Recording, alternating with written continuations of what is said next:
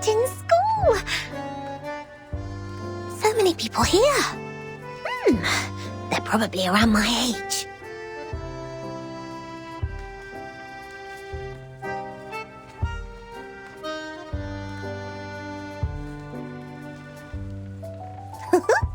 We've also got this many shelves in the library of Sotheby's Manor. Are there any alchemy workshops and potion warehouses here, like in our manor?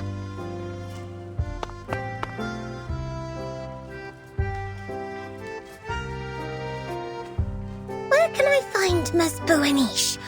Madame Z told me to come here, but she didn't give any other clues. The people here really need Mr. Teaketler, who is always nice and warm to the guests. Just twist his teapot ear, then he can take you anywhere.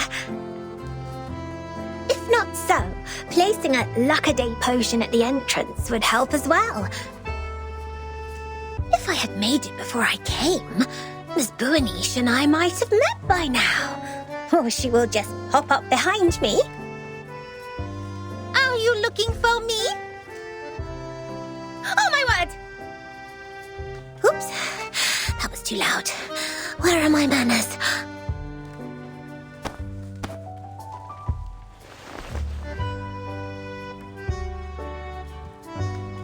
Oh, nice to meet you. Are you Ms. Buanish?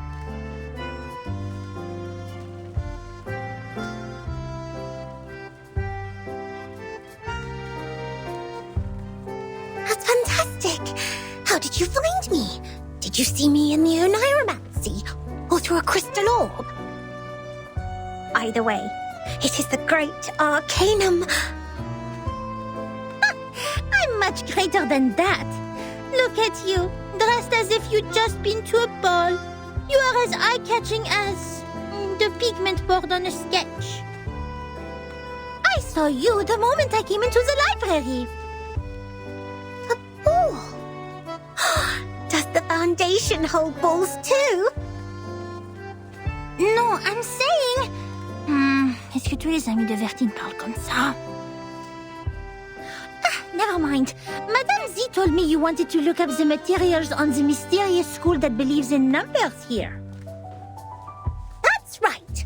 Ms. Moisson told me she will thoroughly check the documents in the Foundation archive. So I'll go through the books in the SPDM library. If we can find anything about that school, we can be of more help to Vertin and her team. I'm sorry, Miss Sotheby, but I'm afraid the situation is going to disappoint you. While you spend the last hour looking for Teaketler's ear, the kind-hearted monitor assistant already gained valuable access to the library. But I haven't found any records regarding the mysterious school that believes in numbers yet.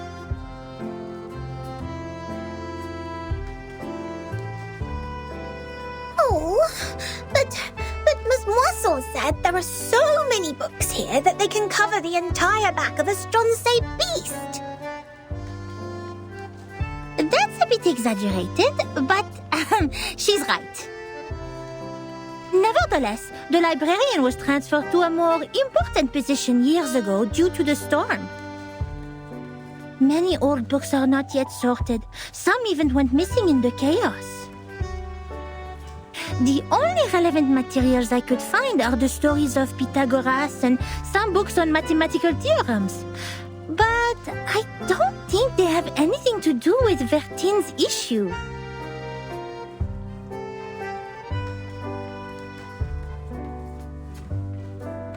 That means I can't do anything to help them. Please stop being emotional. It doesn't work on this professional member of the Foundation.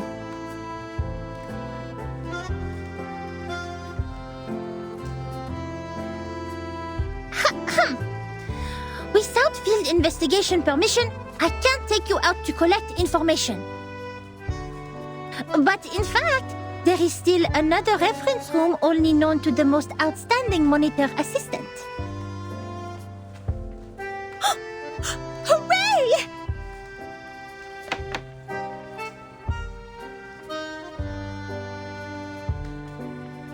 Shh. violation to make noises in the library! Please follow me, Miss Sotheby.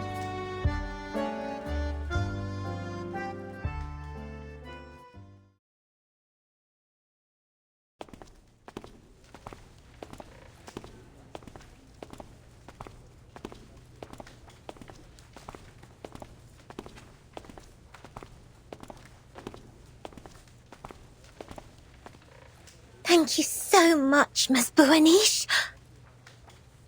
You mentioned ball. I haven't heard that word for a very long time. I remember what Mr. Carson, my butler, had taught me. He said, express your gratitude to fair ladies by holding a grand ball. I'll write to my father and ask for a brand new, unsinkable and maneuverable rock and roll park. I'm sure he will gladly say yes. Maneuverable rock and roll park? Yes. We can hold a twist ball on it when Burton and her team are back. Please allow me to say no. The monitor assistant of SPDM will never participate in such an inelegant activity. Wait, did you just say Burton and her team? We can talk about the ball later. The kind-hearted Matilda Buanish will try her best to help you with the task. But, of course, it's only out of her sense of responsibility, not for some personal reasons.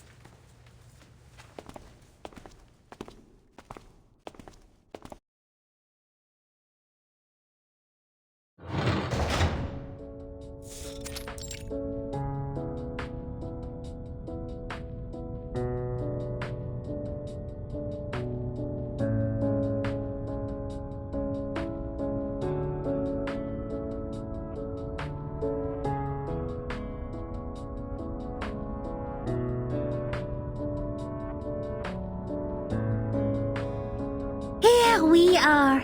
The reference room storing unnecessary information. It's a place ignored by most staff. Even so, this careful, reliable monitor assistant will not let go of any details.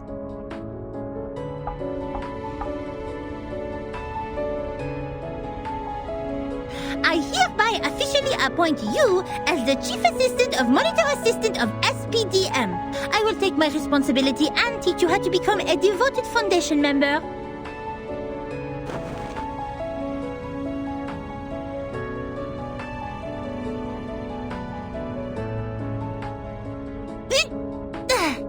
Here is your first task. Read through these unsorted old files. All of them.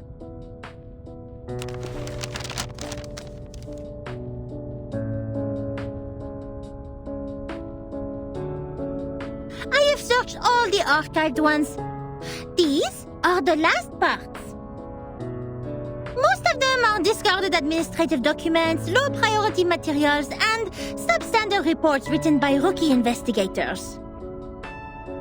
By the way, you should know I didn't sort any of them out for you, and they don't necessarily have what you want. It's all right. Leave them to me. I love reading. You'd better do. Here's the key. Keep it safe. You can sit on the cushions there when you sort out the files. I don't want your dress to stain the stone bench. I'll go see if I missed any files. Listen, this monitor assistant will test you on your familiarity with these files when she's back.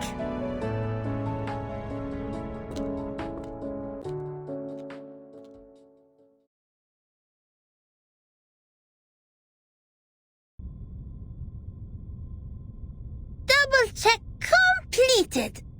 Looks like I didn't miss any relevant files. Phew, quite a long day. I doubt if that spoiled lady can finish all the materials. She must have been bored and fallen asleep, waiting for her tea kettler in the dream. It takes much more than dancing at balls to be a Foundation investigator. I'll send her back to that teacher when she wakes up. In the end, it will be the kind-hearted Matilda who finishes the task for her. Being a great monitor assistant comes with great responsibility.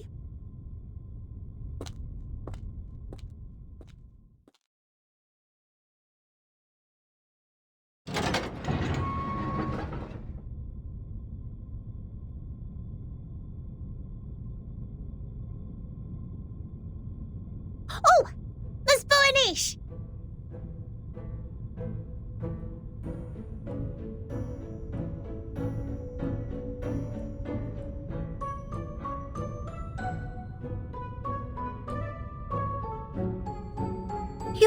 You didn't fall asleep. Did you sort out these files? Yes. And I love these books in uncommon shapes. There are so many wonderful stories. I often read books with Sathana when Father wasn't at home. We read and read until the red bomb waves woke up the sun. Moreover, these files are much easier than Miss Moisson's reading task. Here, the gentleman from River Conway tamed a whole group of Avanks. How marvelous is that? Oh, okay. Looks like you meet the basic requirements for being a rookie investigator. Tu es plus ou moins qualifié pour être mon assistante en chef.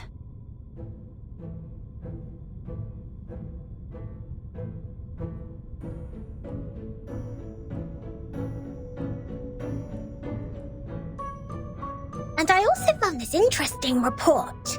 It tells a lot about the storm and the numbers. Will this be helpful to Burton? Show it to me.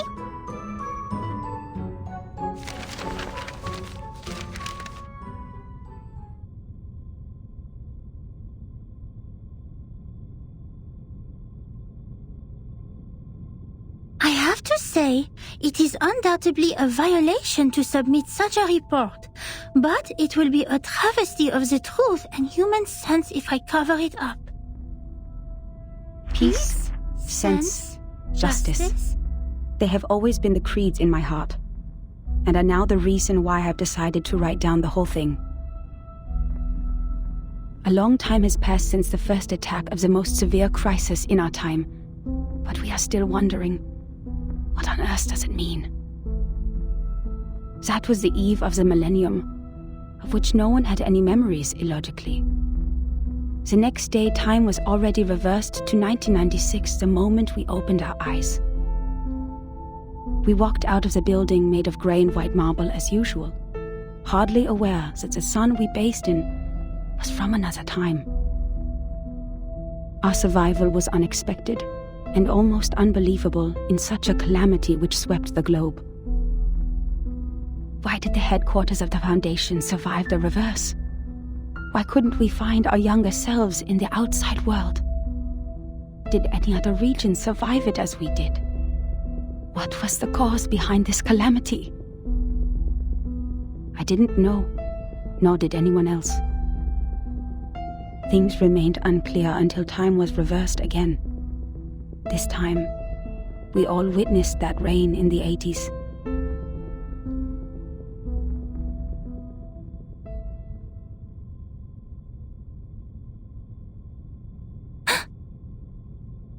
These files Burton needs? I think so.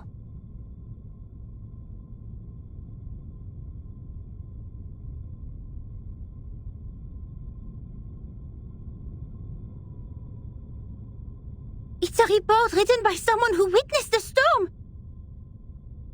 And it has recorded the storms before Verton became the timekeeper.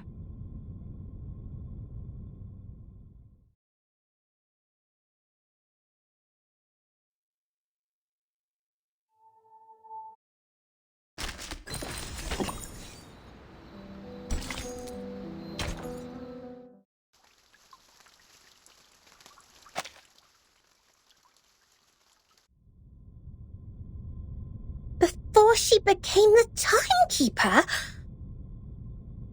Whoa. So Verton wasn't born a timekeeper. She didn't tell you that? Wait, no one is born a timekeeper. It's not an inherited title. Anyway, this report includes the secret chronology only accessible to the core members of the Foundation. You can only check it under the supervision of the monitor assistant before you become a qualified investigator.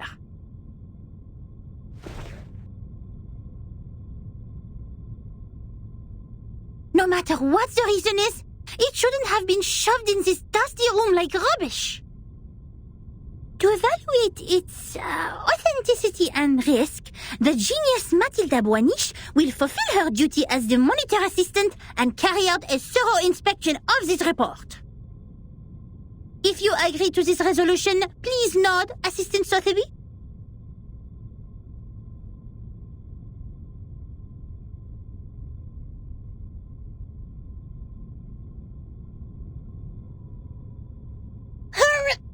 Yes.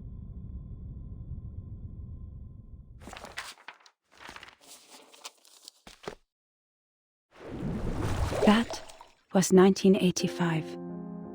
A gloomy, miserable night compared to that peaceful morning in 1996, when we were only bothered by confusion.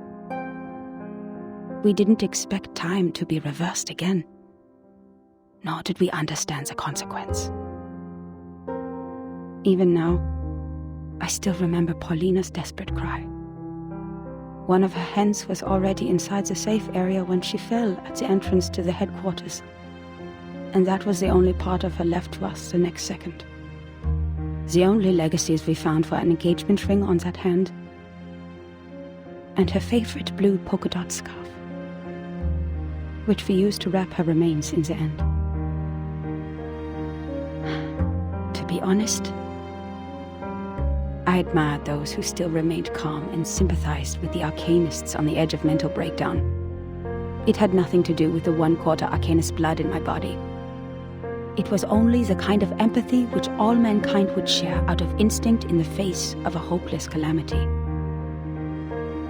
We lost many, too many colleagues. In the materials they sent back, we even saw all the horrifying phenomena, such as one's veins turning into electric wires. Since then, the storm, a word simply taken from visual observation, has been used to refer to the calamity. Of course, we can have a word for the calamity itself. But what words should we use to conclude all the absurdity and panic? Before the storm, we were all familiar with time. It was supposed to be a straight line connecting the past and the future. We followed the line to move forward. We broke free from ignorance. We built civilizations. We developed technologies. We promoted the well-being of mankind. And we improved our living conditions step by step. We were so sure that we were making progress on the right path. But then, the path was taken away all of a sudden. Oh, time, our closest old friend, where are you taking us? Back to the two most painful war times in the 20th century?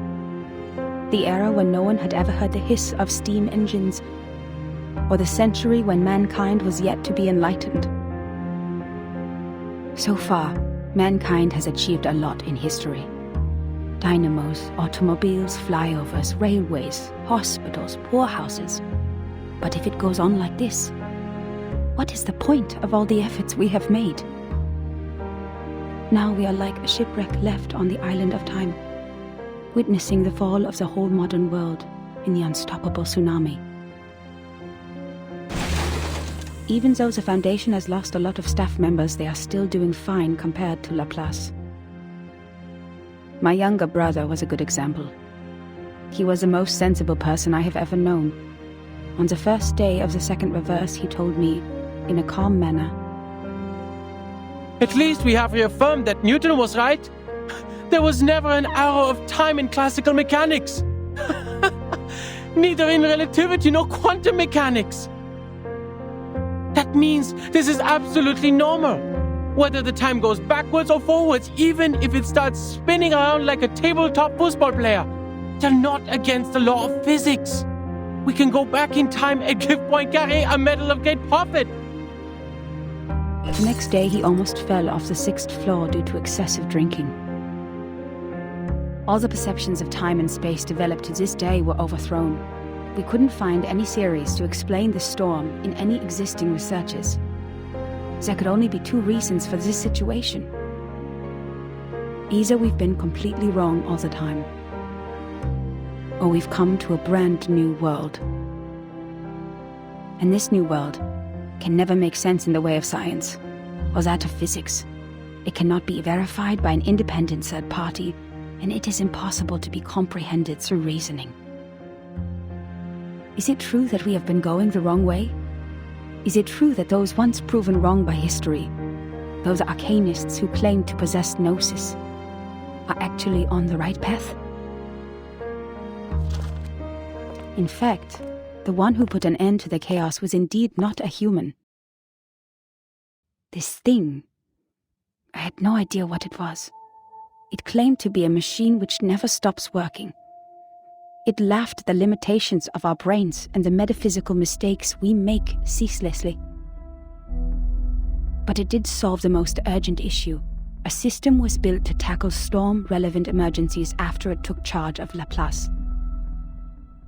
The first measure it adopted was contacting all the existing branches of the foundations at the time to confirm the scale of available manpower. Then it built observation stations all over the globe to find if there were any other regions immune to the storm. After that, numerous offices responsible for deducing the cause of the storm were established. Even though there were countless disagreements during the research, at least we had taken the first step. I handed in the application to take part in this mission, determined to get rid of the fog in my mind. In 1986, I was assigned to the office in Egypt. All my friends came to the dock to see me off, because we knew it could be the final goodbye. Even though we were equipped with the emergency communication devices issued by Laplace, we were still not clear when the storm would assault us, or where we could hide nearby. What really scared me was not the threat to my life, but the possibility of dying ignorant. Then I boarded the ship to Alexandria from Athens. And that was when I met her. Now when I recall it, it was almost impossible to ignore that group of arcanists on the ship. There were about a dozen of them, all in eccentric stitched robes. They were followers of a strange school which mixes arcanum and mathematics. I talked to them. No matter how much that conversation bewilders me now, I was more excited than confused at the time. They also survived the storm in 1996, and they noticed the unusual changes taking place in the world as well. That means I actually met another group of survivors from the Millennium.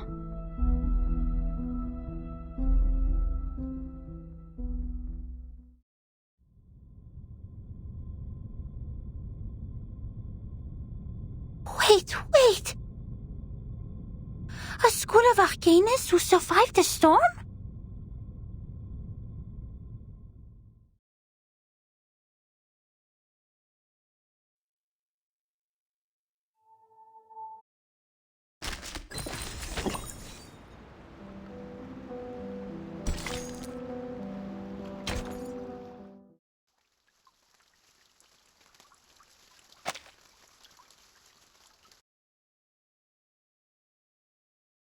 A mixture of arcanum and mathematics.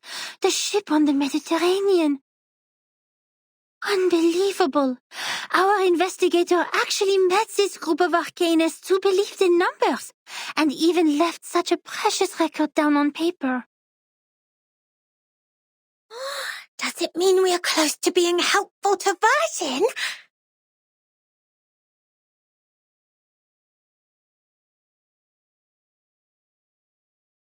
Certainly, it's what we deserve for all the efforts today. But why did they leave such an important report in the reference room storing unnecessary information? Did they misput it here after the chaos of the storm?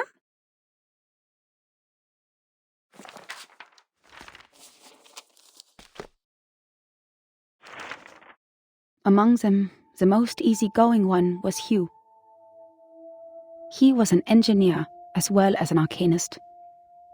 We shared the same preference for human technology, and that became our common topic.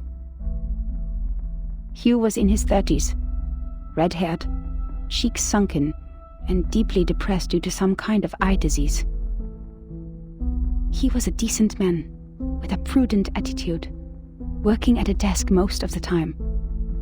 He reminded me of the imperial miniature painting artists in the Sultan's palace.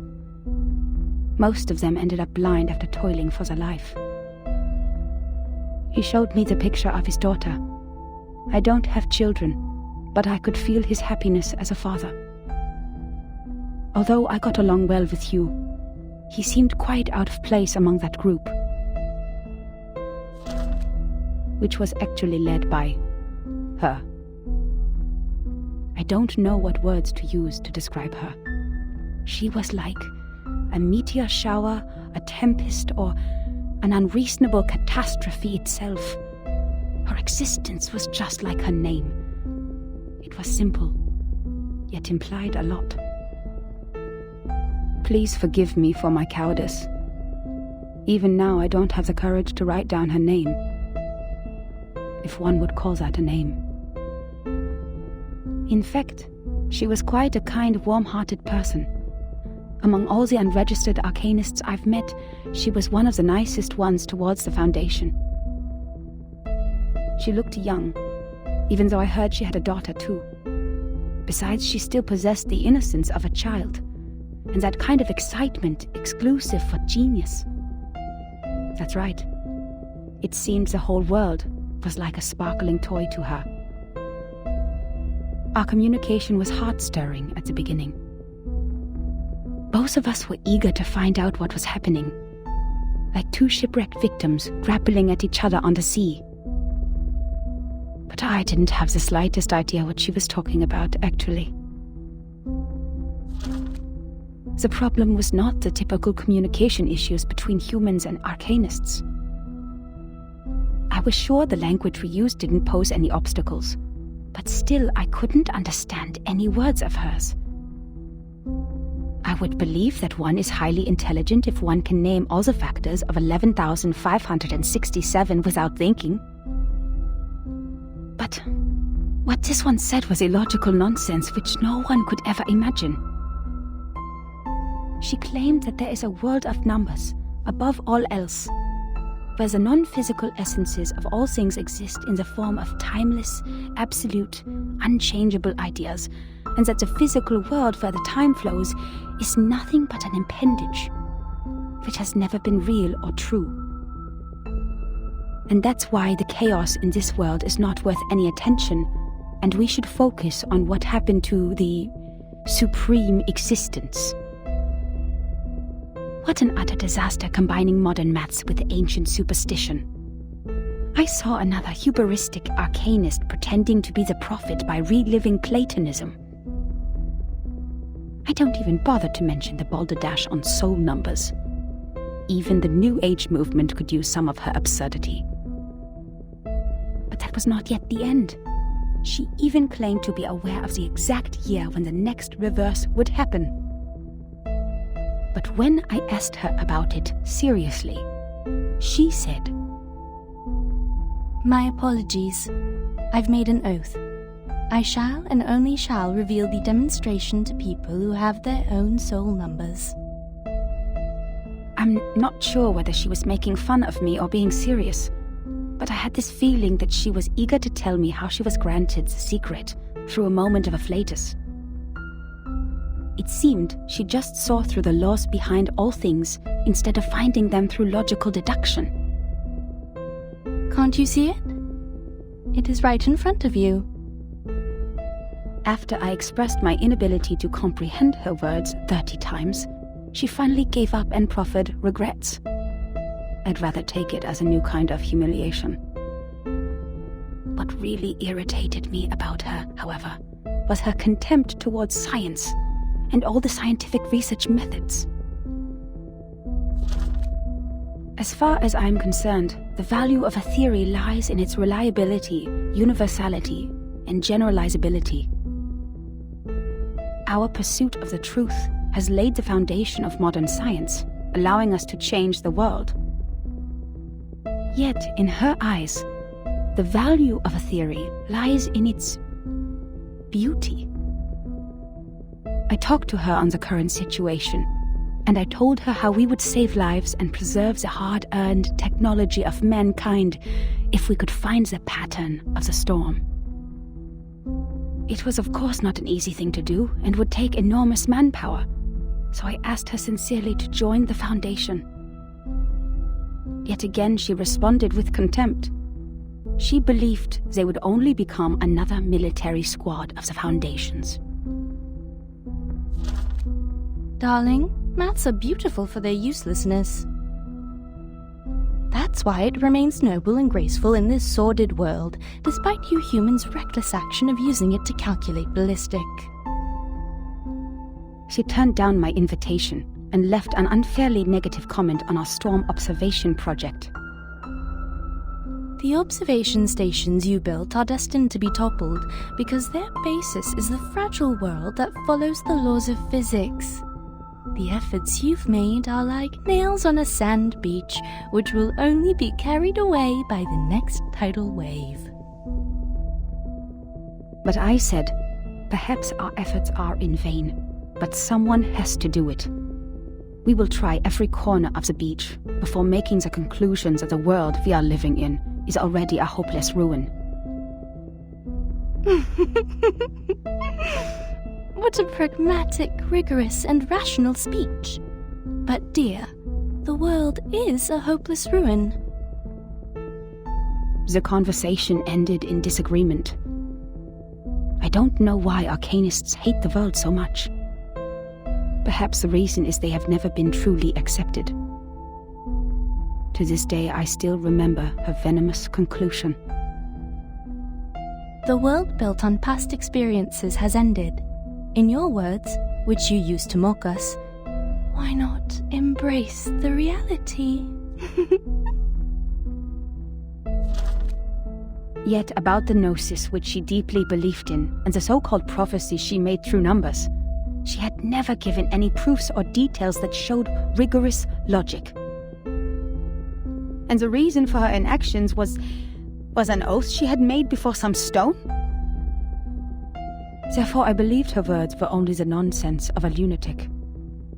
When we first met, I thought she was different from all those psychos, who mistook the malfunction of their prefrontal cortex as the will of God. But they turned out to be the same. In the name of human sense, I swore everything she said was absurd and ridiculous to me. Until...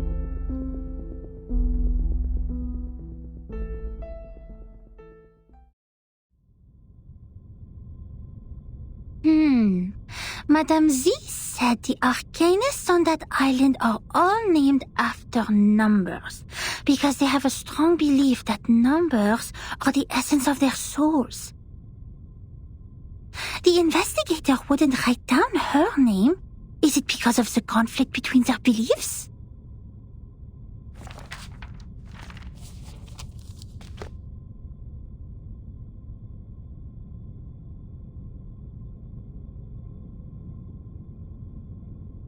Huh? That's all?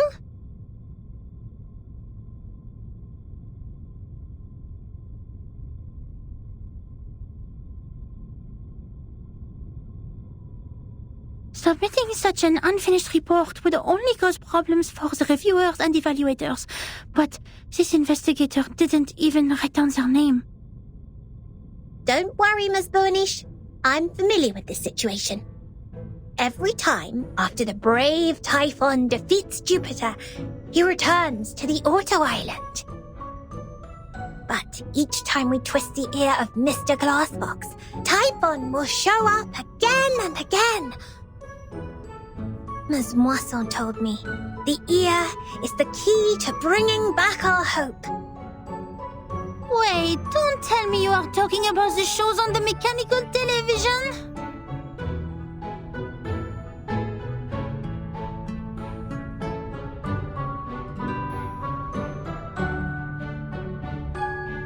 Stop, Miss Sotheby. Please, take a seat on the cushion and listen to me carefully. This is a detailed report written by a formal investigator of the Foundations, not some TV show full of cliffhangers. That means we will definitely find the rest somewhere. Oh, I see. Must be a Coco Treant who took away the other part of the book. Usually, they will be attracted by Luna Fixer, and by following their traces, we'll find their lairs in the stable. You mean someone took it away? That's highly possible. Data loss is not allowed in the Foundation, especially under the Monitor Assistance Management. We must prepare Luna Fixer. Don't forget their favorite jigging magical beans. I don't have those materials with me right now, but I can write to them. It only takes a month.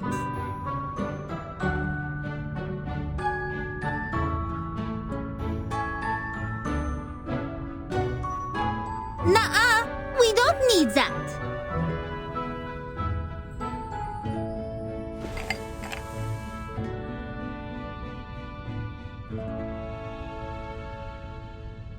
You've perfectly accomplished the task from me when you found this valuable report.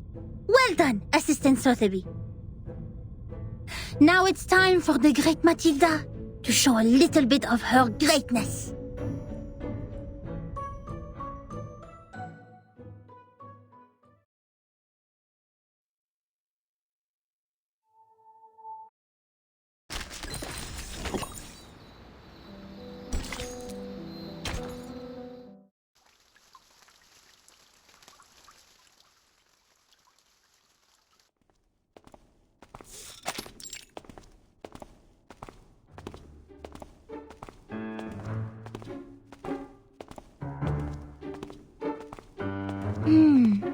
Judging from the omen, it's at the northwest, the beginning and the ending of the ring, where the wall reflects repeatedly.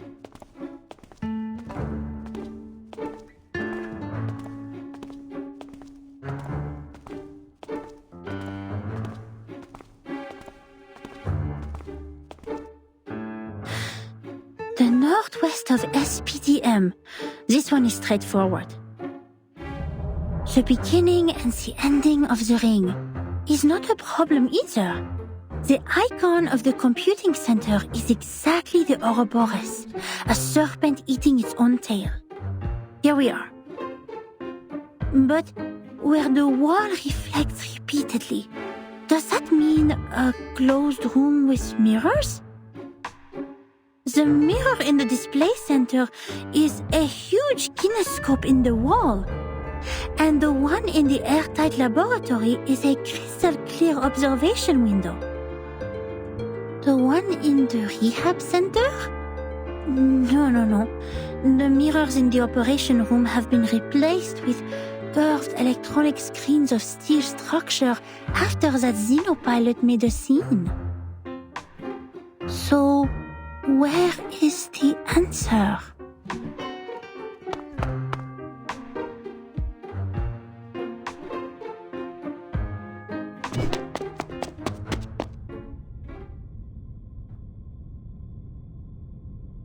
Hey! You just hit me! Shouldn't you apologize? Where did you come from, dork? Wasting my time?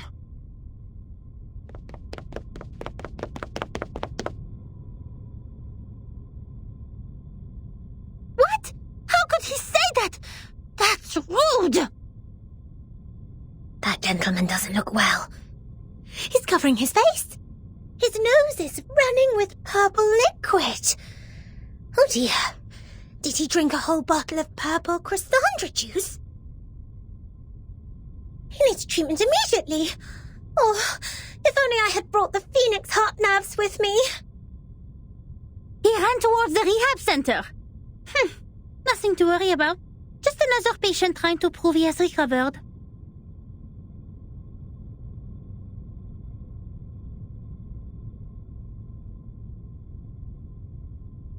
The rehab center has all the facilities and medicines he needs. He will be properly treated. But why is he wearing the uniform of Laplace? And where's the receptionist here?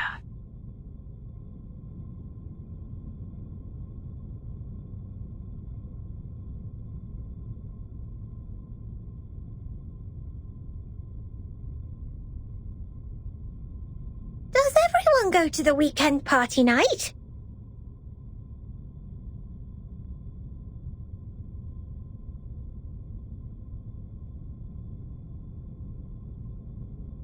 Absolutely not. The researchers here are too busy to do that.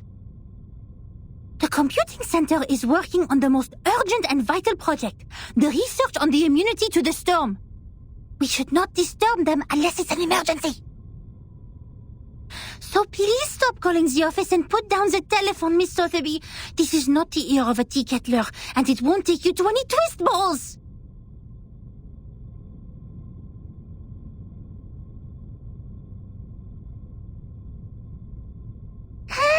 Je sais qu'elle est débutante, mais quand même, elle est trop bizarre. Guide new members with caution and patience. Trigger the afflatus at the right time. J'avoue que Verten a remporté une victoire temporaire sur ça.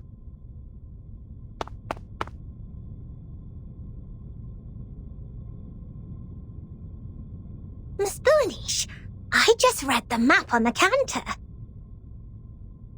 You mentioned where the wall reflects repeatedly. Does the vision refer to the racquetball center here? You see, its icon is a bouncing ball. Let me take a look.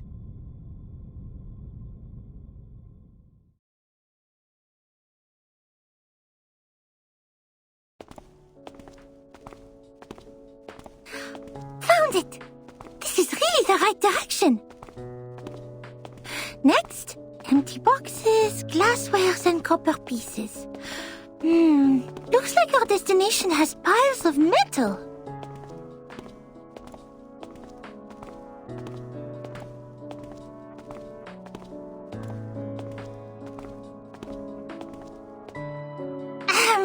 Good job, Assistant Sotheby. I have to say, I might have gone a bit too hard on you. You are more capable than I thought. Thanks to your prompt reminder, we have saved quite some time.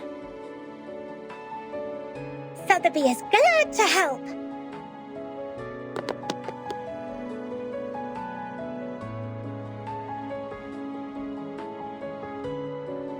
Miss Boonish, since you're such a talented diviner, why don't you just divine the reason for the storm with your inherited arcanum ability?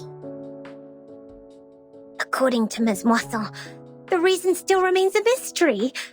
If the crystal orb can reveal its truth, everything will be much easier for Vertin and her team.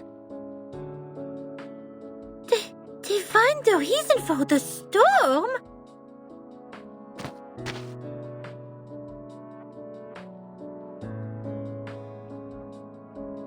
That's impossible for sure. It's a typical mistake of laymen to believe one can see everything through divination. You are an expert on potions and arcane creatures, but you have little knowledge on other subjects. Haven't you received any systematic education on arcanum? Education on arcanum? I'm of course well educated in arcanum, with Ms. Moisson as my tutor, and my arcane friends such as Typhon from the Auto Island, Jupiter, and... All right, enough!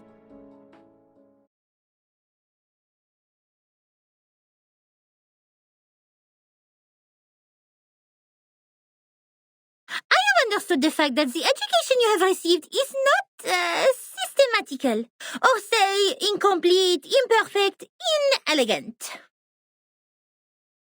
But don't worry, because you are talking to the kind-hearted Matilda. She will spend her valuable time to make it up for you.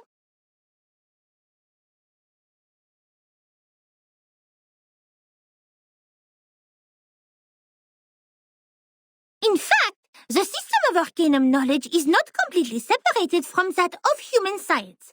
For example, The modern pharmacy and chemistry actually originated from the experiments of potions and alchemy in the ancient times. They developed into two different systems because arcanists focused more on the knowledge ignored by scientists, which is gnosis. The knowledge we learn from divination is exactly under this category. Wow!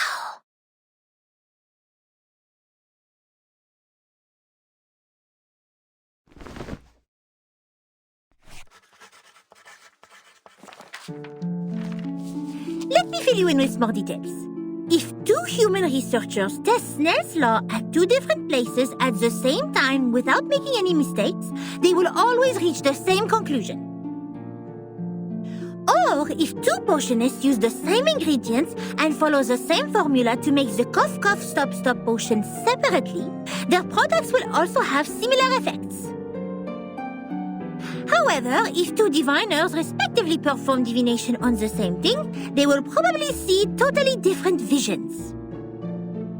Because what the divination shows is merely omens. The interpretation of these omens is in fact a kind of subjective deduction based on the reality, and there is no such thing as a standard answer.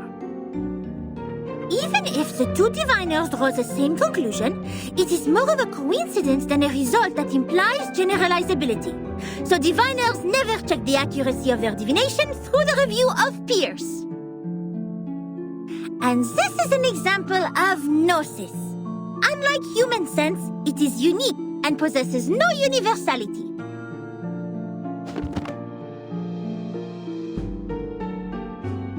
In other words, even if someone finds out a reason for the storm through divination, they can't have other diviners verify it, because 100 different diviners will give out 100 different conclusions. The scene will be even busier than a concert at Musikverein.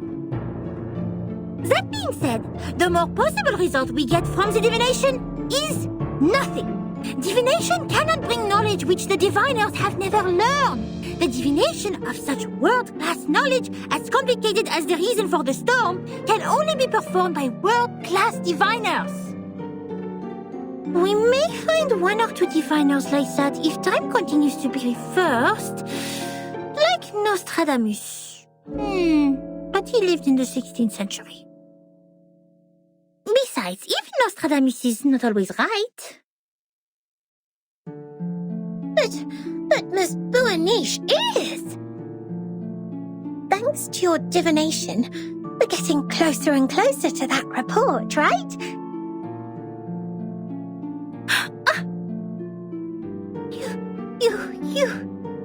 You are right! Finding items, interpreting dreams, and making simple prophecies. All these things are just a breeze for the bright and clever Matilda. But inquiring about the storm is beyond my ability, and it will only bring misfortune. I will never make such a stupid mistake.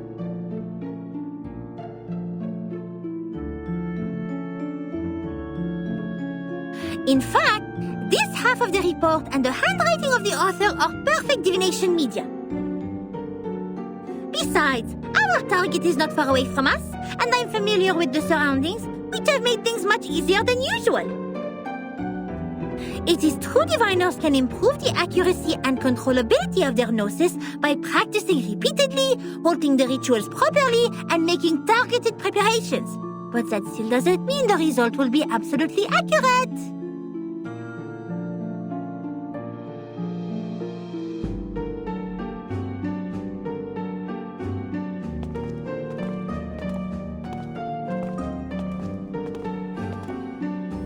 The report says that person who mentioned the School of Numbers claimed she was enlightened about the year of the next storm. Is that also by divination? I am not sure what kind of arcane skills they used, but numbers are indeed a kind of omen too. I am not talking about the specific knowledge of mathematics, but the numbers themselves, because they are even more abstract than images and languages as kind of symbol. Even so, there is no way for us to verify this prophet, unless it really comes true. That is also why it takes almost nothing to spread a prophecy. My mother told me many people in the outside world write to the Foundation every day, claiming to be prophets who can predict the doomsday and thus requesting unemployment benefits. The doomsday? Unemployment benefits? Oh my! The outside world is far more wonderful than I thought. How fascinating! This Boanish is even greater than I expected. You bet! Wait, did you mean I was not the greatest?